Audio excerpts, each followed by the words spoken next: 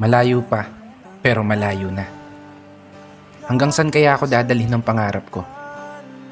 Yan yung tanong na palaging tumatakbo sa isip ko. Na marahil, ganun din sa isip mo. Kasi kung titignan mo, kakaiba talaga yung ginagalawan nating mundo. Parang minsan, nagtitripa na lang tayo.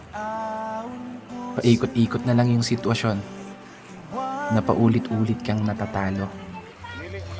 Oo, minsan, may araw na panalo ka, pero mas madalas pa rin yung nadedehado. May oras na gulong-gulo yung isip mo, may panahon naman na pumapabor sa gusto. Ganito siguro talaga yung ibig sabihin ng buhay. Hindi perpekto ang tempo at lahat nakaayon lamang sa tiyempo. Pero kahit ganon, dapat magpasalamat pa rin tayo. Kasi isipin mo naman, sa likod ng napakaraming beses na pagkatalo mo, eto ka pa rin, nananatiling nakatayo, sinusubukang ipanalo.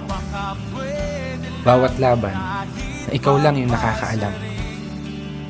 Mga pagsubok na araw-araw mong pinipilit lampasan, na sa bawat pagpihit ng kamay ng orasan, taglay mo ang lakas ng loob na hindi matutumbasan. Malayong malayo ka na dun sa dating ikaw na nag-uumpisa pa lang. Ibang-iba na yung katayuan mo ngayon, di gaya ng nakaraan. Mas matapang ka na, mas matatag ka na, mas kaya mo nang harapin ng mga problema kahit nag-iisa ka. May napatunayan ka na